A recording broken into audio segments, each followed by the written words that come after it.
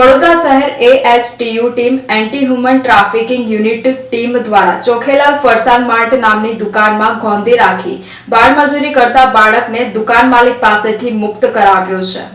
ચોખેલાલ ફરસાણ માર્ટ નામની દુકાનમાં ગોંધી રાખી બાળમજૂરી કરતા બાળકને દુકાન માલિક પાસેથી મુક્ત કરાવતી વડોદરા શહેર